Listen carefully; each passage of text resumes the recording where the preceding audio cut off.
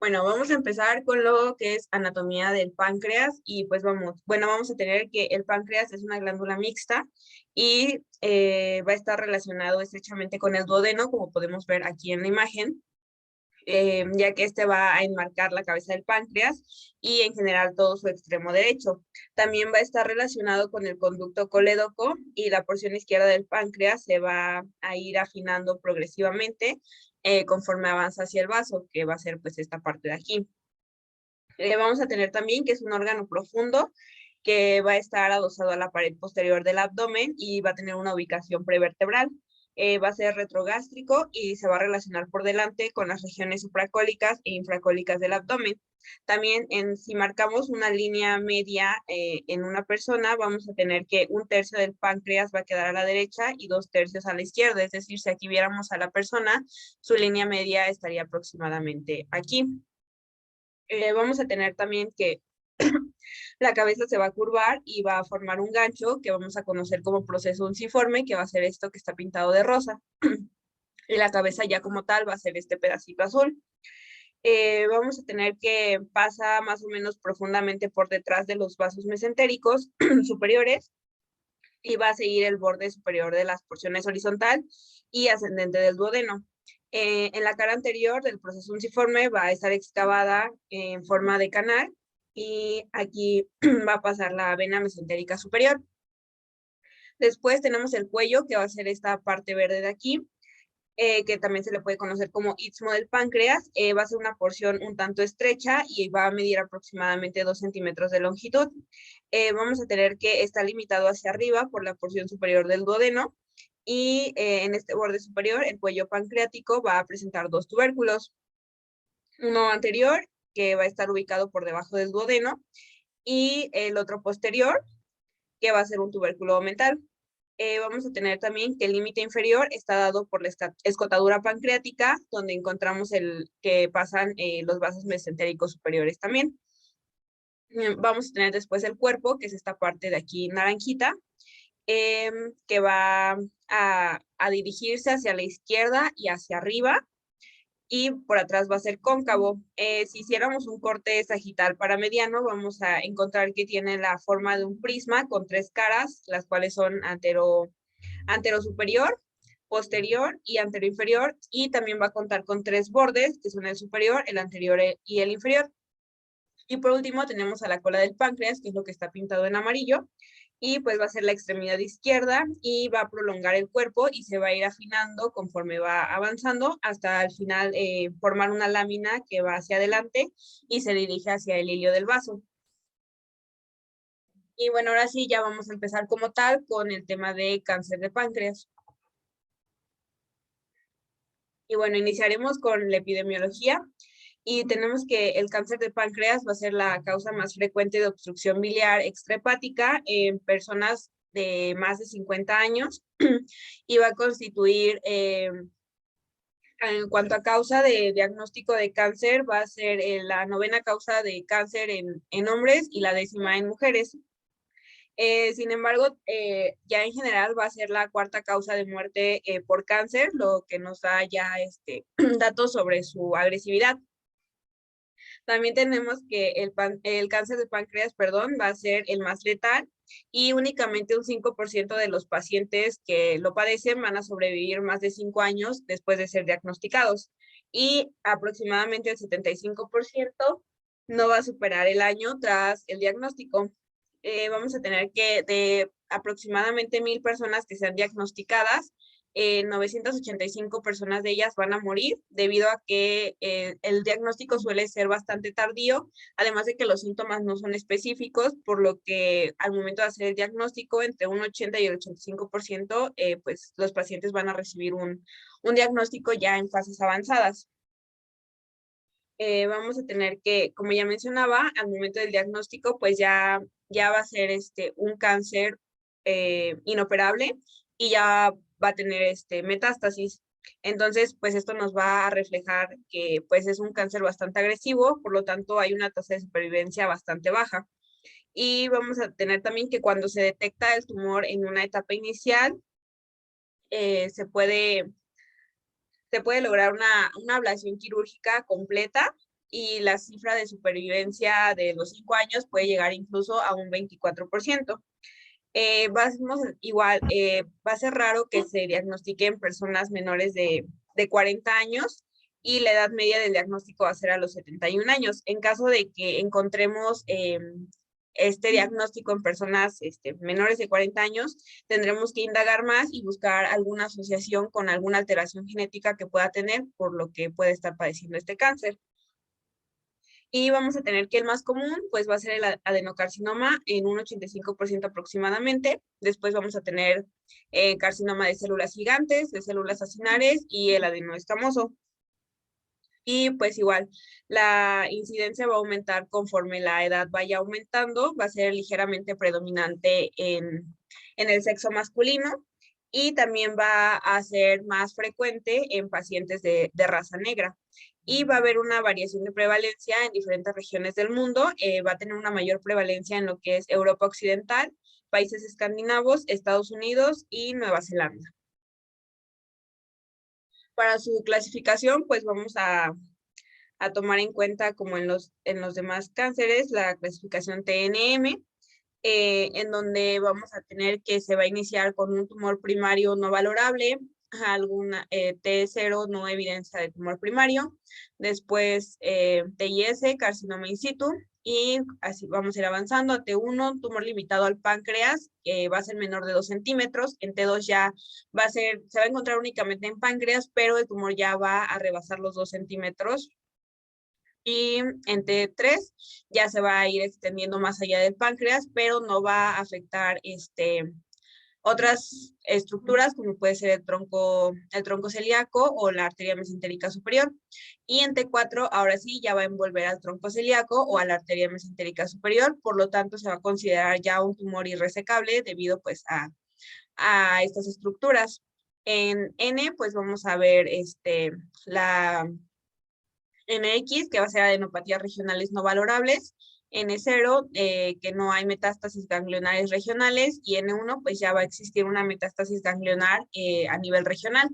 Y en cuanto a la M, pues vamos a tener M0, que no va a haber metástasis a distancia, y M1, en donde ya vamos a encontrar una metástasis a distancia.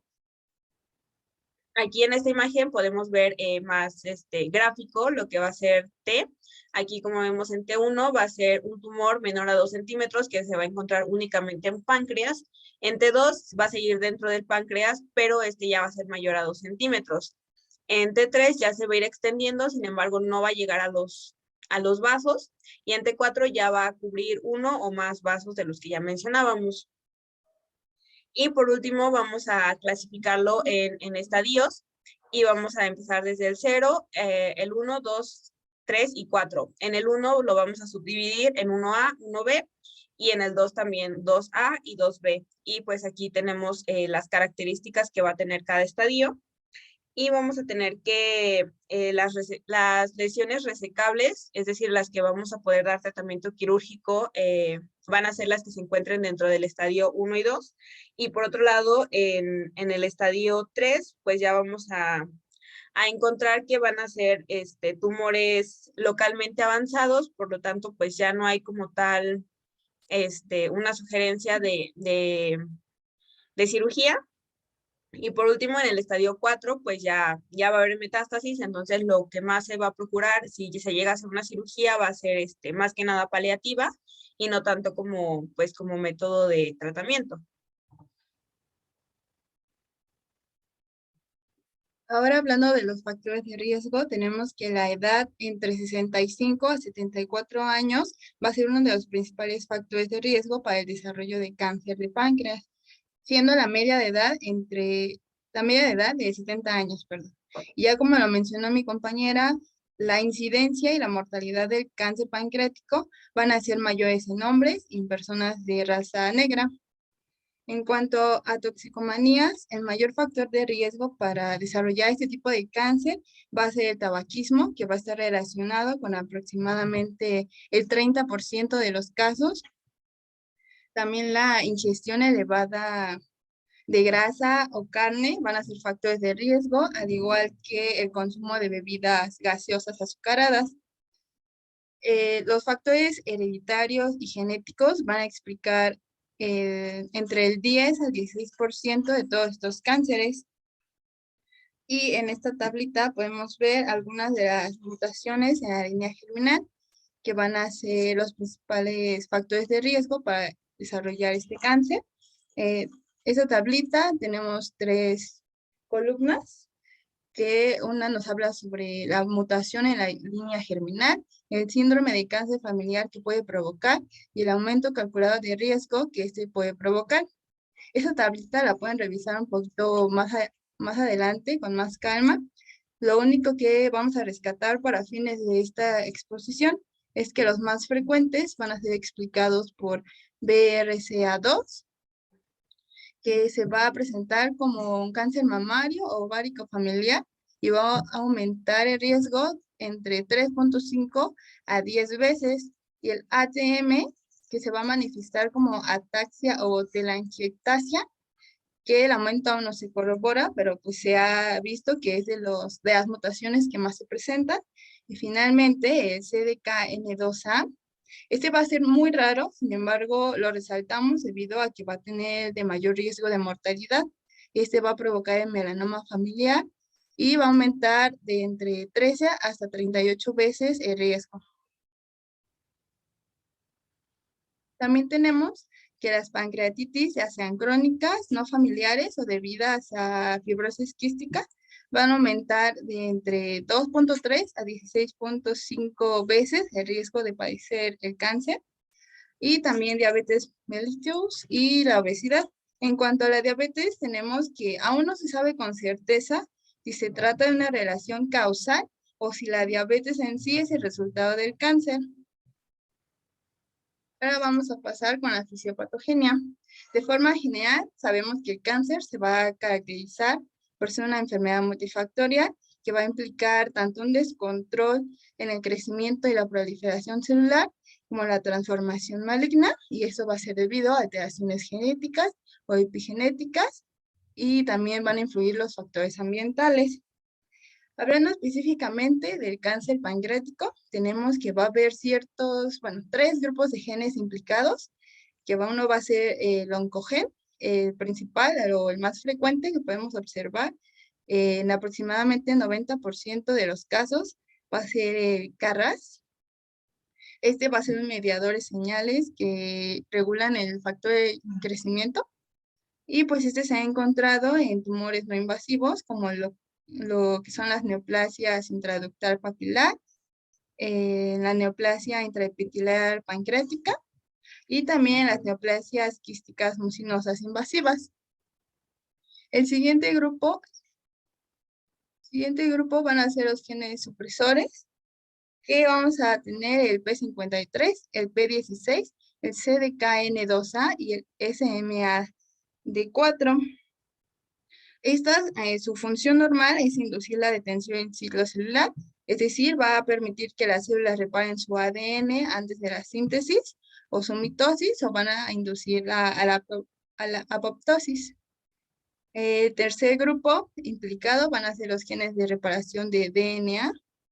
En general hay muchos, como el HMPSI, HMLHI. Sin embargo, en el cáncer de páncreas, los que más nos importan es el BRCA1 y el 2, que son los que van a aumentar el riesgo de adenocarcinoma de páncreas, que ese es la manifestación o lo que provoca el tumor como más frecuente de esta patología. Y a su vez vamos a tener otros factores como lo son las lesiones precursoras, que van a tener distintos grados de displasia designadas, que se van a clasificar por las lesiones que se presentan y van a constituir un modelo de progresión para el cáncer pancreático.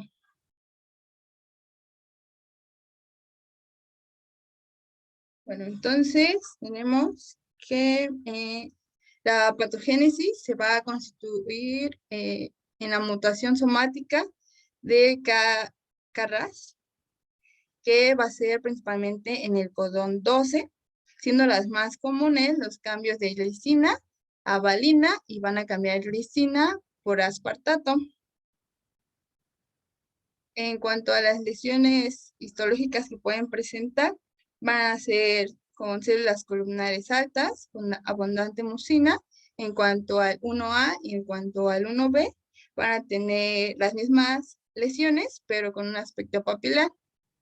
Y vamos a tener que también se va a presentar un acortamiento de los telómeros. En cuanto al PEIN2, se van a presentar lesiones con anomalías nucleares provocados por la inactivación de P16. Y finalmente el PEIN3, que va a ser lesiones con patrón clipiforme verdadero y pérdida de polaridad nuclear y mitosis, que va a estar provocada por la inactivación de P53, SMAD4 y BRCA2, que todo en conjunto van a presentarse como el carcinoma infiltrante.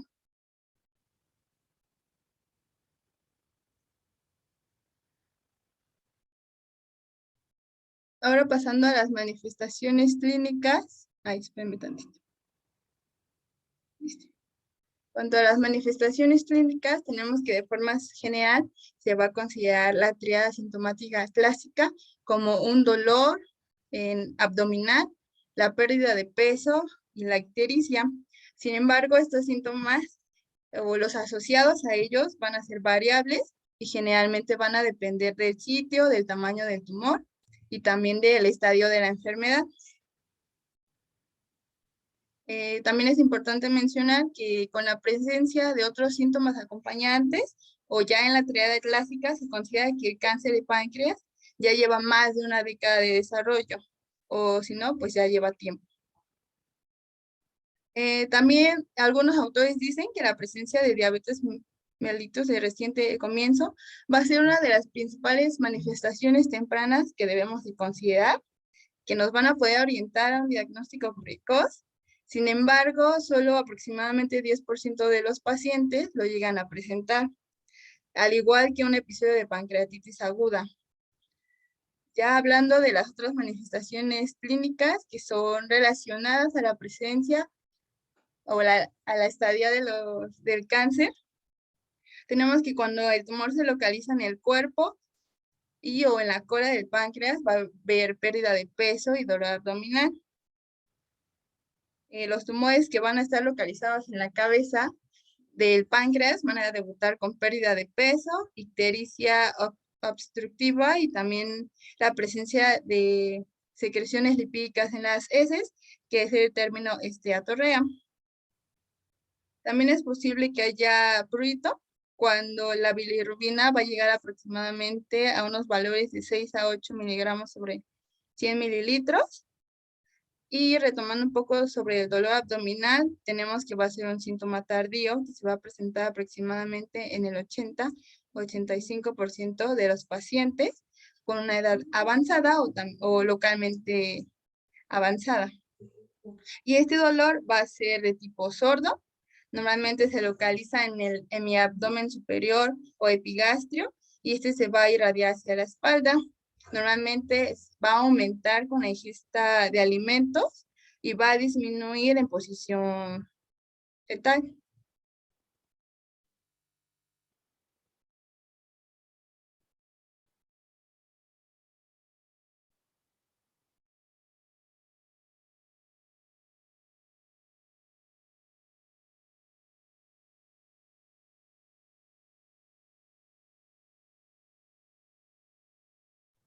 En la exploración física podemos observar una vesícula palpable indolora con ictericia. También en etapas avanzadas lo que vamos a poder identificar en la exploración física va a ser hepatomegalia, eritema palmar, angiomas cutáneos, caquexia, eventos trombóticos, adenomegalias, que esos se pueden localizar en distintos sitios, como en el supraclavicular izquierda va a ser el ganglio de Virchow, y en el periumbilical va a ser el ganglio de la hermana Marie Joseph. Y en cuanto a cuando hay presencia de metástasis, podemos encontrar sangrado, náuseas, vómitos e incluso oclusiones intestinales.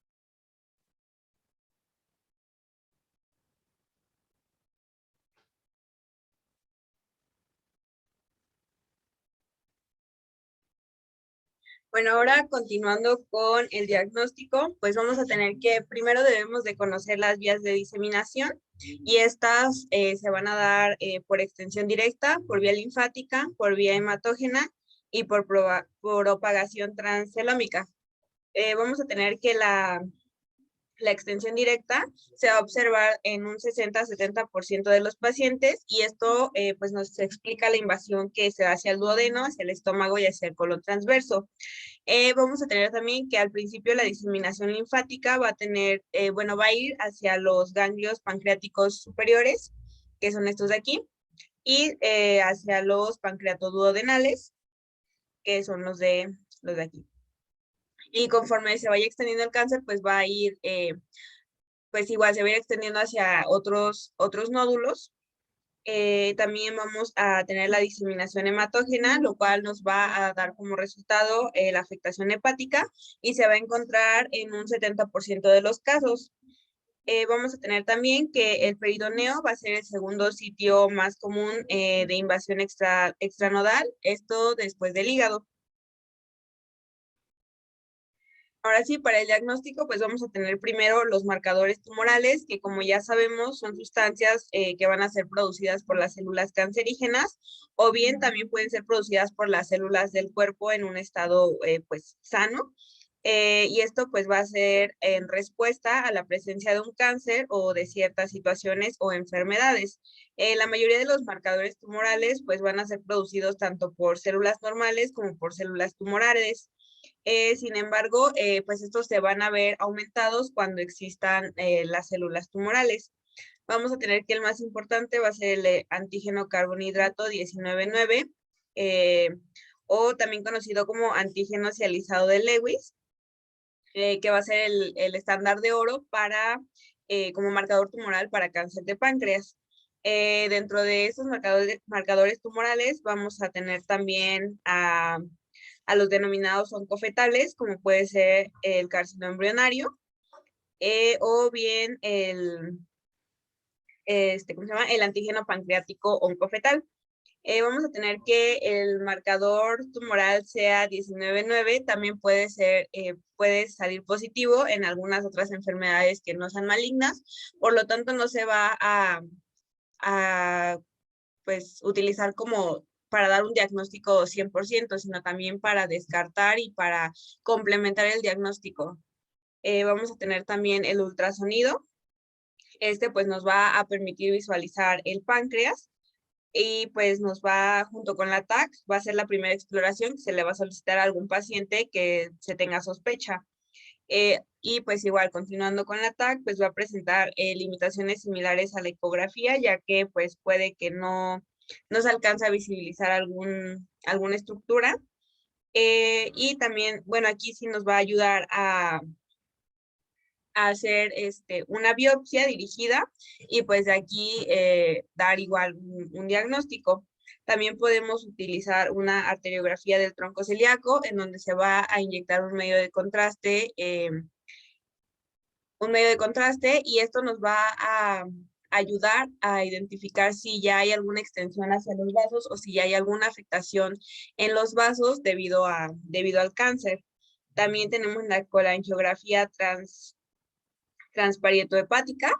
Esta va a consistir igual en inyectar un medio de contraste, se va a ayudar de un ultrasonido y se va a inyectar un medio de contraste hacia, en la vía biliar. Entonces, pues igual nos va a ayudar a identificar si hay alguna obstrucción o si hay alguna invasión del cáncer hacia la vía biliar.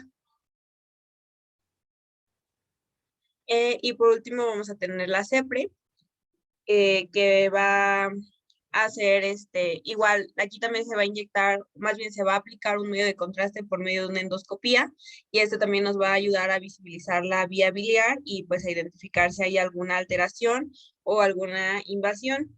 Va a tener una sensibilidad superior al 90% y pues va a ser una prueba recomendada cuando se presenta un TAC con sospecha de cáncer pancreático. Y por último, para el tratamiento vamos a tener que va a constar de, pues se podría decir, 3 piezas clave, que va a ser la cirugía, la quimioterapia y la radioterapia. Sin embargo, no todos los pacientes van a ser candidatos al mismo tratamiento y en algunos casos solamente se va a utilizar como medidas paliativas y no tanto como un tratamiento. Dependiendo también del estadio del cáncer, va a ser que se pueda decidir por un tratamiento u otro.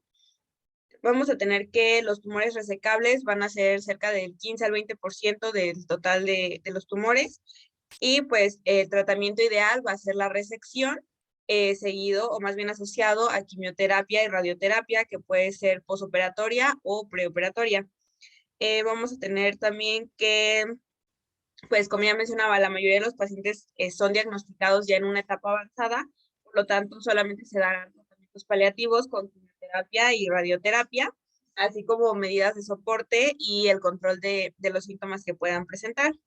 En el caso de los pacientes que se encuentran en el estadio 1, pues vamos a tener que el tratamiento de elección va a ser la resección quirúrgica, pero solamente el 20% aproximadamente va a tener una masa resecable, es decir, también no es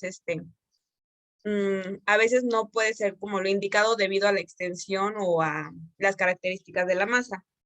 Vamos a tener que la supervivencia alcanza hasta un 40% cuando se combina este tratamiento quirúrgico con quimioterapia y radioterapia.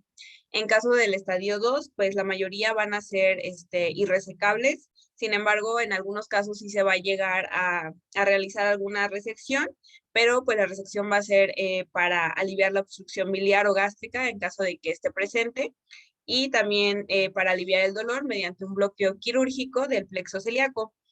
También se puede tratar de esta forma la ictericia mediante una colocación de endoprótesis o una vía transhepática. Y pues como alternativa se va también a sugerir el suministro de radioterapia o quimioterapia paliativa, ya sea una u otra, o se puede hacer en combinación. En el caso del estadio 3, pues los individuos que presenten ganglios regionales metastásicos, pues ya no van a ser candidatos a resección, pero aquí también se puede aplicar tratamiento quirúrgico, pero ya como medida paliativa. Y de manera conjunta se va a aplicar quimioterapia y radioterapia igual con 5-fluoruracilo. Y en caso del estadio 4, pues el tratamiento va a ser únicamente paliativo y se va a lograr mediante ablación paliativa, analgésicos, radioterapia externa, esquemas de quimioterapia también, o bien se puede hacer un bloqueo químico de los nervios esplácnicos, pues para así aminorar el dolor. Y bueno, en cuanto a lo quirúrgico, vamos a tener que existen 4 estrategias quirúrgicas principales para resecar el cáncer pancreático, y dependiendo de la naturaleza y de las características que tenga este cáncer, va a ser la de elección. La más común, pues, o la más utilizada va a ser la pancreatoduodenectomía o procedimiento de Whipple. Vamos a tener también la pancreatectomía total, la pancreatectomía regional o extendida y la pancreatectomía y esplenectomía distal. Esta va a ser utilizada para lesiones del cuerpo y tallo principalmente. En la total, pues va a ser para cuando ya hay un daño pues, en todo el páncreas, como su nombre lo dice. Y pues en el caso del procedimiento de Whipple, vamos a tener que cuando no tiene alguna alteración o alguna modificación, esta va a consistir en realizar una gastrectomía distal y remover quirúrgicamente ciertas partes, ciertas porciones. Como podemos ver aquí en la imagen, lo que se va a remover aquí pues va a ser la cabeza del páncreas, que es donde está el tumor, que es esto negro que vemos aquí, la parte distal del estómago, el duodeno, y una porción del yeyuno, que van a ser aproximadamente 15 centímetros de yeyuno, y se va a quitar también la vesícula biliar y el conducto colédoco. Y pues lo que se va a mantener va a ser el conducto hepático común, la parte proximal del estómago, el cuerpo y la cola del páncreas, y pues aquí se va a unir al yeyuno. Y así sería como quedaría ya al final con las anastomosis. Se va a hacer una gastroyeyunostomía, que va a ser esta, que va a unir al estómago con el yeyuno. Se va a hacer también una pancreatoyeyunostomía, que va a unir pues la porción del páncreas que sobra al yeyuno. Y por último se va a hacer una hepatoyeyunostomía, que va a unir al conducto hepático común con el yeyuno para que pues por aquí pueda pasar la bilis. Igual los jugos pancreáticos van a pasar directamente. Vamos a tener que aquí algunos pacientes no tienen como un gran pronóstico debido a que pues el vaciamiento gástrico es más rápido y la absorción de nutrientes también puede verse un poco afectada. Va a haber una variante del procedimiento de Whipple, que va a ser esta de aquí, en donde se conserva el antro del estómago y también el píloro. Aquí va a ser muy similar. También se va a quitar la vesícula y el conducto colédoco. Se va a quitar aquí, nada más va a ser una parte del duodeno y una parte del yeyuno y la porción afectada del páncreas. Sin embargo, se va a dejar aquí pues el estómago completo y aproximadamente 2 centímetros de duodeno después del píloro. Y pues al final se va a conectar de una forma similar a la anterior, en donde pues vamos a conectar el pedacito de duodeno que quedaba con el yeyuno, el páncreas con el yeyuno también, y por último el conducto hepático común, igual al yeyuno, para que pues pueda drenar ahí la bilis.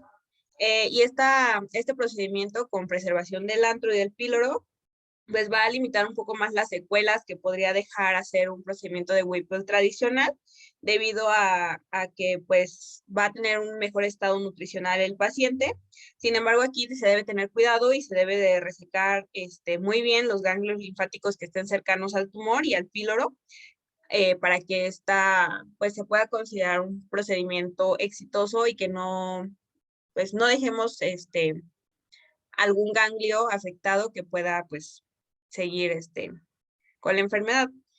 Vamos a tener que dentro de las complicaciones pues se va a encontrar una fístula pancreática, sepsis abdominal, vaciamiento gástrico tardío, hemorragia, fístula biliar y trastornos respiratorios. Y como ya mencionaba, junto con esos procedimientos también se va a llevar a cabo una linfadenectomía, que va a ser complementaria y consiste pues en la disección de los ganglios linfáticos de la cabeza del páncreas, también los que están ubicados a la derecha del conducto biliar e incluso en el hilio hepático, el tronco celíaco, la arteria mesentérica superior y el tejido retroperitoneal a los lados de la vena cava y de la aorta. Esto pues para evitar que alguno se quede con una célula cancerígena y de aquí pueda pues volver a invadir otras estructuras. Vamos a tener que únicamente el 15% de los pacientes pues va a ser susceptible a la extirpación, y el 40% que padezcan cáncer va a estar bien localizado, pero va a ser irresecable, y el 45% restante va a sufrir metástasis a distancia al momento del diagnóstico. Por lo tanto, pues estos procedimientos ya no tendrían una ventaja para ellos, ya no serían de mucha utilidad, porque pues al estar extendidos, pues ya no habría mucho que hacer. Pero bueno, también este procedimiento se puede utilizar como paliativo. Sin embargo, pues hay que hacer un balance entre lo que nos estaría aportando de beneficio y lo que no. En cuanto al pronóstico, vamos a tener que, pues va a depender del tamaño tumoral, si hay presencia de metástasis ganglionares y si el margen es positivo después de la resección.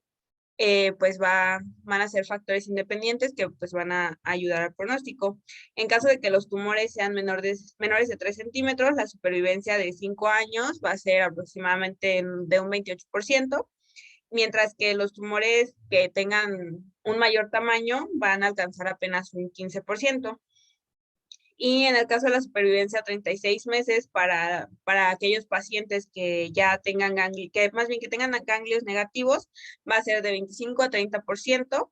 Y aproximadamente van a tener una sobrevida de 6 a 8 meses los que ya presenten ganglios positivos, ya que pues están en una etapa ya terminal de la enfermedad. Y vamos a tener que igual cuando el margen quirúrgico es positivo, la supervivencia de 5 años es solo de un 8%.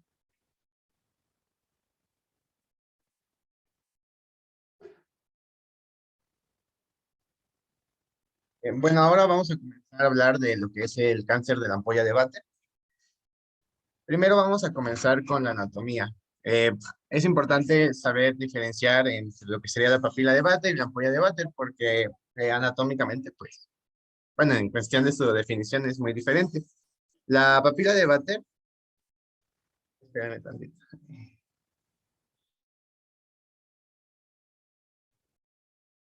La papila de Vater, esta va a conocerse como una papila duodenal mayor. Es un sinónimo y esta más que nada va a ser una formación y una proyección que va a salir de la mucosa del duodeno y se menciona que puede parecer a un pezón.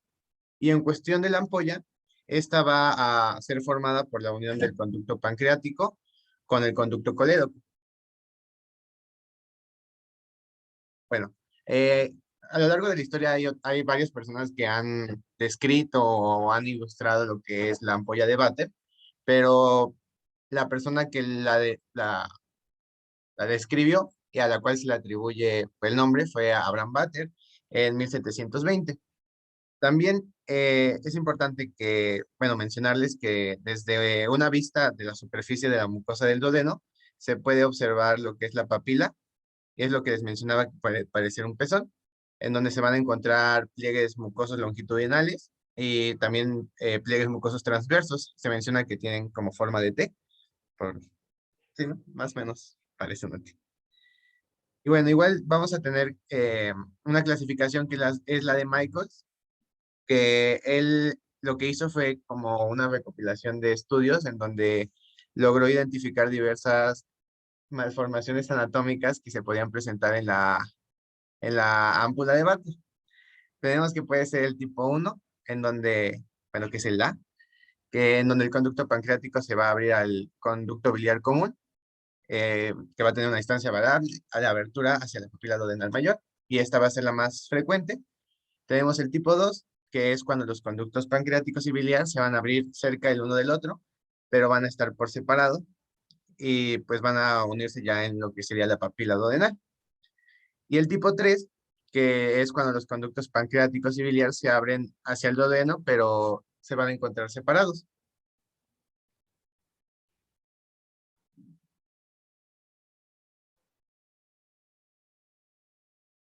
Y ahora hablando específicamente del cáncer ampular, esto se va a definir como la presencia de tumores malignos en la ampolla de Vater. Este cáncer va a representar aproximadamente el 5% de los tumores malignos del tracto gastrointestinal y va a ocupar el segundo lugar en frecuencia.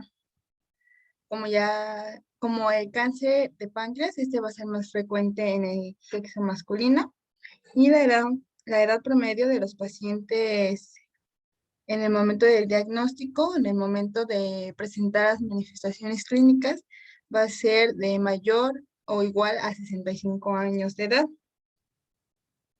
Y su prevalencia va a ser de 1 a 9 casos por cada 100,000 habitantes. Asimismo, los factores de riesgo se van a considerar como la edad, el sexo masculino y además los síndromes hereditarios como la poliposis adenomatosa familiar y también el síndrome de Lynch. La fisiopatología va a ser la misma que en el cáncer pancreático, sin embargo, no va a presentar las lesiones neoplásticas, sí, las lesiones neoplásticas, perdón. Vamos a tener diversos, bueno, como se mencionó en el de páncreas, vamos a tener igual, pues el criterio para de TNM, en donde vamos a tener que Cuando es Tx, no se va a poder evaluar el tumor primario. Cuando es T0, no va a existir signos de un tumor. Cuando es TIS, es que el carcinoma está in situ. Y T1 es cuando el tumor está limitado a la ampolla de Vater o al esfínter. T2 cuando invade la pared duodenal.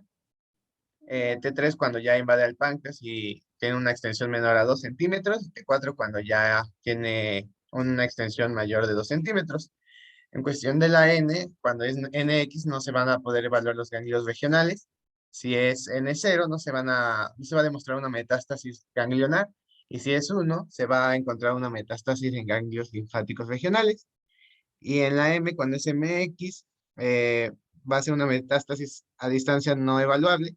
Una M0 es sin metástasis a distancia y M1 es metástasis a distancia. Bueno, este de aquí, pues era como que recientemente, me parece que fue en el año 2018, 2017, que recibió alguna actualización en donde se agregaron estos cambios. Pues, bueno, bueno, sí los voy a decir. En los cambios que tuve en T1 fue que se dividió como en T1A, en donde ya el tumor iba a estar limitado a la ampolla de Vater o al esfínter de Oddi, y ya el T1B es cuando ya tiene una invasión periesfinteriana y puede llegar incluso a la submucosa duodenal. En T2, el cambio que se hizo fue que aquí ya hubo una infiltración muscular propia del duodeno. En T3 ya se infiltraba el páncreas hasta 0.5 centímetros. En T3B ya infiltraba el páncreas más de 0.5 centímetros. En T4 ya había una infiltración vascular. En cuestión de la N, se tuvo el cambio de que estuvieran afectados de 1 a 3 ganglios. Y en N2, cuando ya había una metástasis que sea mayor o igual a 4 ganglios. También, bueno, con estos criterios se pueden dividir en estadios, que, bueno, básicamente es seguir los criterios de la diapositiva pasada y poder establecer nosotros en cuál estadio se encontraría el paciente. Bueno, esta es, yo siento, bueno, es la tablita que realmente importa porque en esta ya se encuentran agregados los cambios que les había mencionado en la diapositiva pasada, solo que la encontramos al final del, pues sí, ya cuando la habíamos hecho y nada más la agregamos para que la conocieran. Igual va a estar en el monográfico.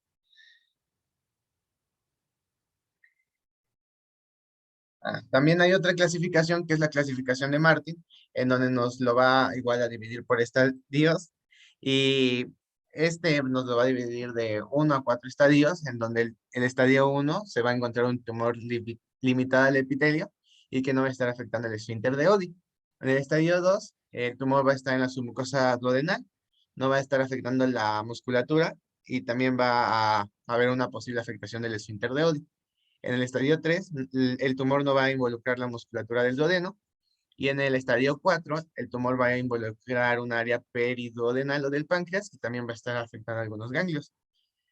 También en cuestión de los marcadores tumorales, encontramos que como los que se mencionan que pueden estar involucrados es el carcinoma embrionario, o sea, y el antígeno de carbohidratos 19,9, aunque igual mencionan de que estos realmente son inespecíficos y también son muy poco sensibles, solo que los agregamos porque pues era importante mencionar que se estaban considerando. En cuestión de el cáncer de la ámpula de Vater, tenemos que vamos a poder tener igual tumores benignos, tumores con potencial maligno o tumores malignos. En cuestión de los tumores benignos vamos a poder encontrar un lipoma, un leiomiofibroma, un hemangioma, un neuroma o pólipos. Y en tumores con potencial maligno vamos a tener adenomas o tumores neuroendocrinos. En los malignos, el adenocarcinoma, carcinoma adenoescamoso, leiomiosarcoma, fibrosarcoma, carcinoma neuroendocrino. Y no encontramos realmente cuál es la incidencia de cada uno de estos, pero los más comunes y los que más se encuentran en la literatura son los adenomas y el adenocarcinoma.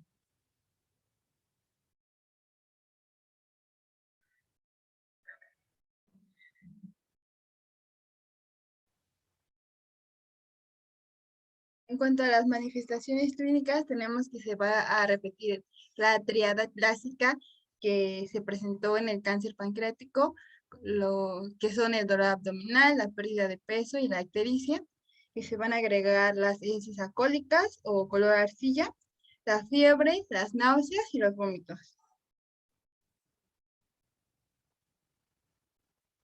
Bueno, igual es importante mencionar que el cáncer ampular va a ser de crecimiento lento y también va a tener una escasa diseminación, pero vamos a poder encontrar que se va a poder infiltrar en lo que sería bueno, por su ubicación, la pared duodenal, el colédoco en su porción terminal y también en la cabeza del páncreas. Y en algunos casos, ya cuando es muy avanzado, se puede incluso encontrar en lo que sería la vena porta o alguna arteria. Y en cuestión de su diagnóstico, como ya mencionó mi compañera, pues va a haber muchas manifestaciones que pueden presentar estas personas, pero como que la principal, y por la frecuencia que va a presentar, va a ser el cuadro clínico de ictericia.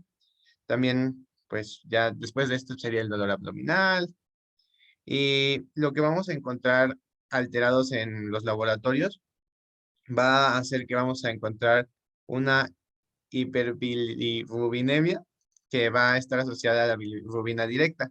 También vamos a encontrar una elevación de la aspartato aminotransferasa y de la alanino aminotransferasa. Y también va a haber incremento en los valores de la fosfatasa alcalina y la gamma globulina transferasa. Eh, Esto va a ser más que, bueno, pues sí, estas elevaciones van a ser cuando se encuentre una obstrucción aguda y después de que haya esta elevación va a haber un descenso rápido que puede llegar incluso a los valores normales o cercanos a los valores normales. Y en el caso de que ya sea una obstrucción prolongada de la vía biliar, se puede estar encontrando lo que sería un déficit de vitamina K y también un aumento en lo que es el tiempo de la protrombina.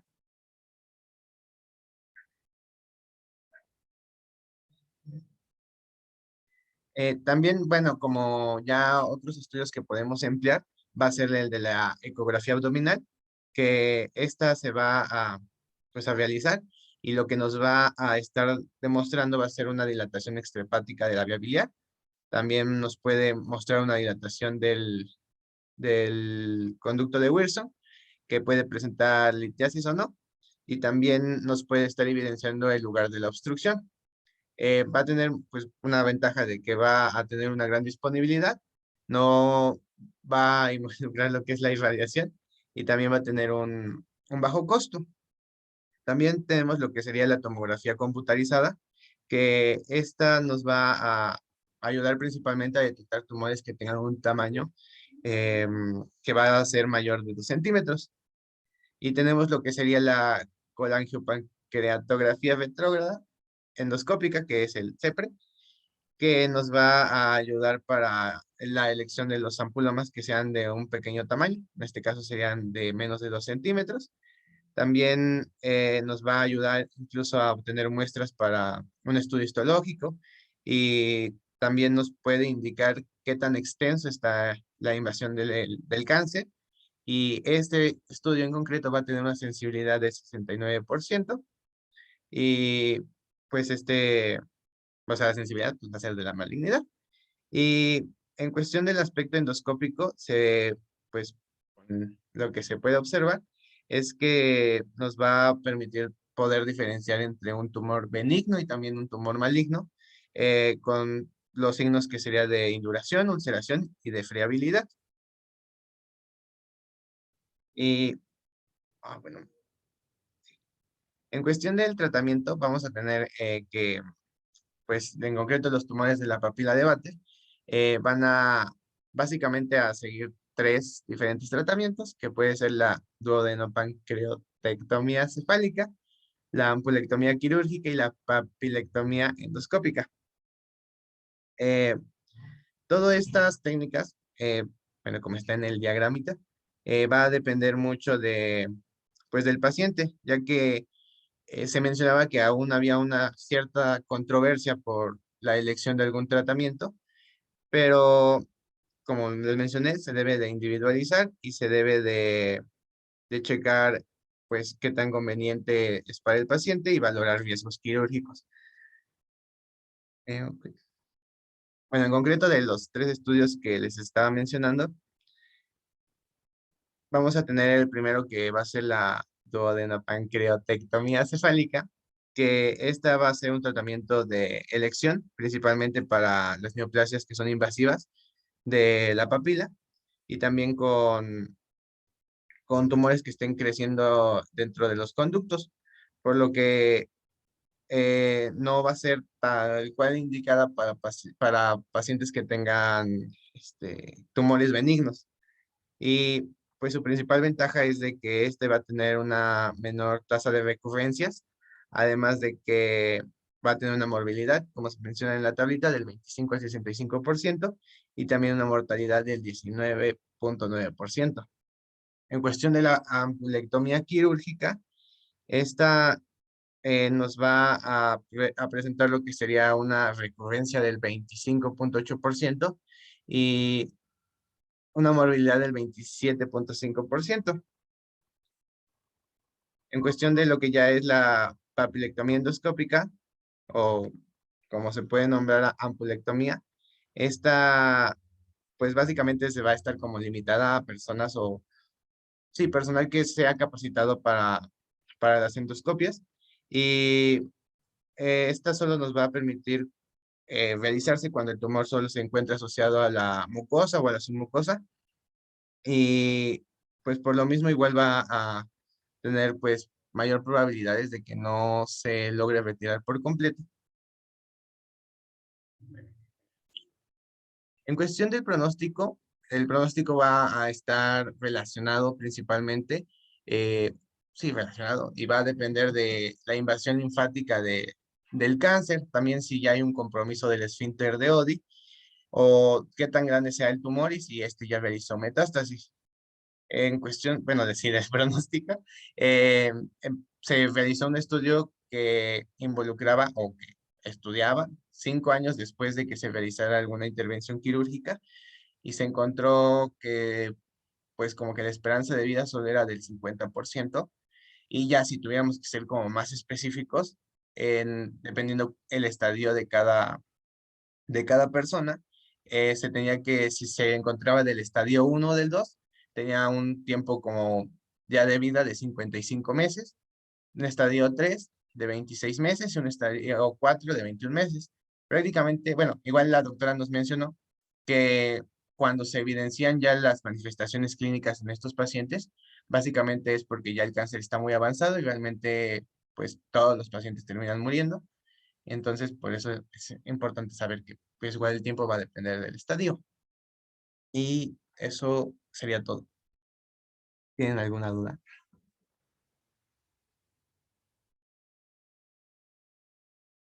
No, ninguna. No, no, compañero, todo bien. Bueno, igual si tienen dudas, igual por el WhatsApp, ¿no? Para más fácil, porque no sé, creo que la doctora no está. Ay, somos bien poquitos. Pues entonces, pues supongo eso es todo, ¿no? Mm, Gracias. De nada. Gracias. Nos vemos, gracias.